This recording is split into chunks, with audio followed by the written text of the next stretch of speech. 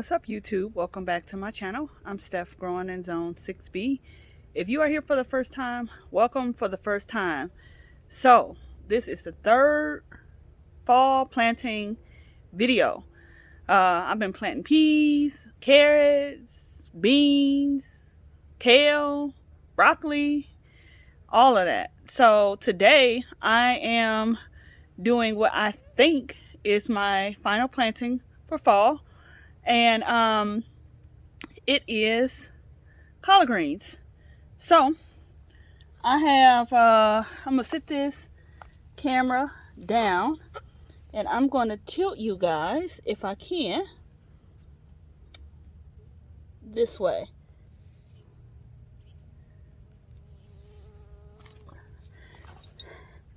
And so this is my tray of collard greens. As you can see, they look like this. They only have 3 leaves. They have some pretty good root system on them. They are this color because they are lacking nutrient. I use the seed starting mix. It does not have any nutrients in it. And so when it don't have any nutrients, that means there's no nitrogen. And if there is no nitrogen, that means that there is purpling on your brassicas. So this bed here, I had my onions in, and I pulled them all out, and I will show you guys that harvest when I'm done. As always, I use whatever fertilizer I have. This is Hollytone. It says that it is for evergreens. I don't care what it says. I'm going to use it anyway. All I am going to do is refresh this bed like this. I'm going to just throw this fertilizer in there, and then I'm going to water it in with some fish emulsion. But I'm not going to do that today because it is supposed to rain. And there's no point for me to water it in with that if it's supposed to rain. And it's going to wash all my water soluble fertilizer away. So like I said, this is my collards, and I have 1, 2, 3, 4, 5, 6 and a half plants, because one of these plants don't look so hot, if I'm being honest. And last year, like I grow cauliflowers every year, they do get quite large. Now, one of the things that I want to point out is this is a newly created bed. I use my own compost in this bed. And you can see, even though I have clay soil, this soil looks very good. It's just fine. It's not at all like messed up or hard or any of that. It's okay. The compost makes a world of difference in your soil structure. Well, at least it has for me, is what I say. When I have clay, it's not all sticky. And like I said on the last video, I'm being very conscious about how close together I plant things, because y'all know I tend to plant things way too close together.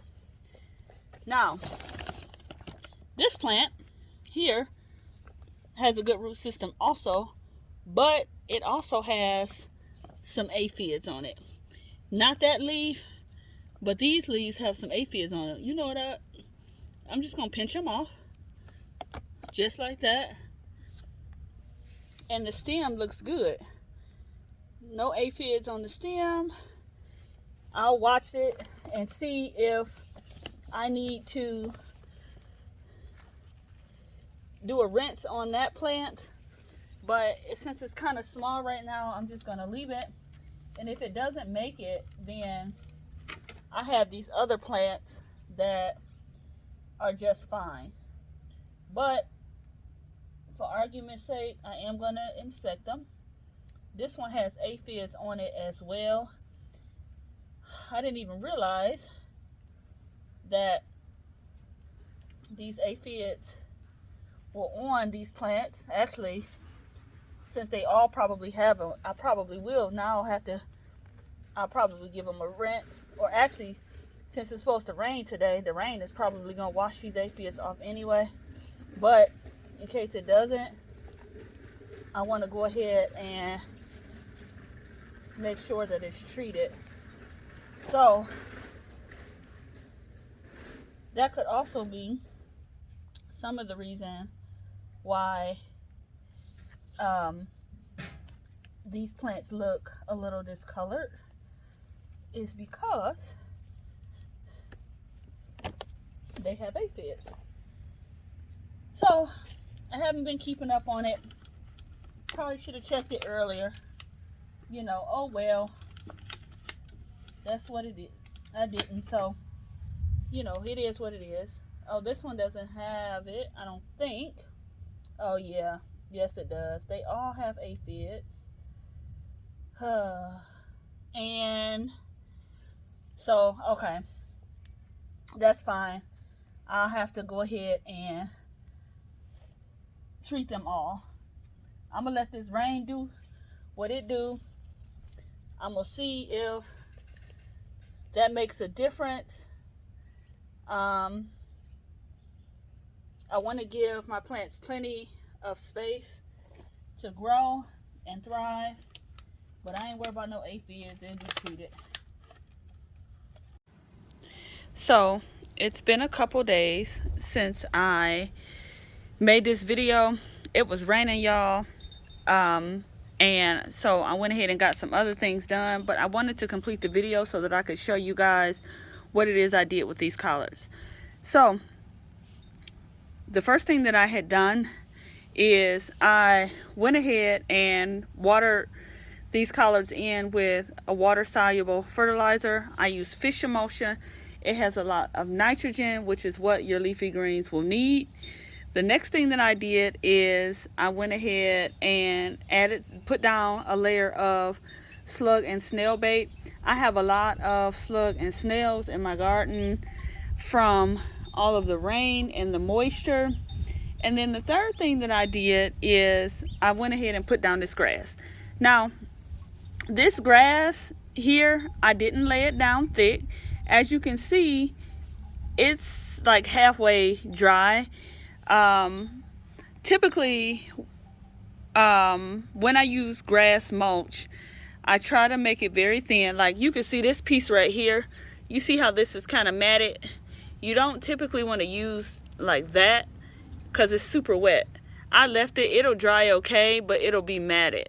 So also, if you treat your grass with any pesticides or fertilizers, then you don't want to use that grass either, because it will contaminate your soil, from what I understand.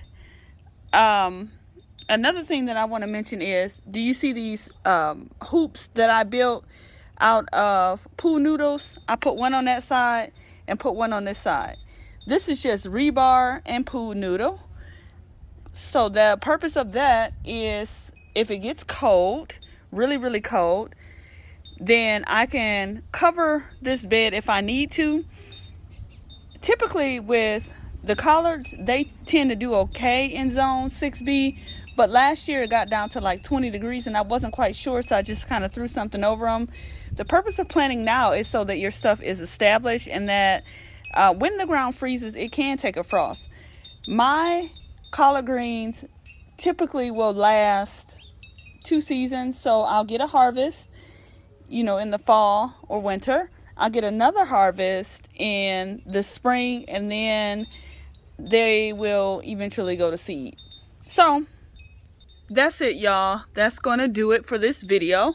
I just wanted to pop on real quick to show you guys what I do with my collard greens and how I plant them out.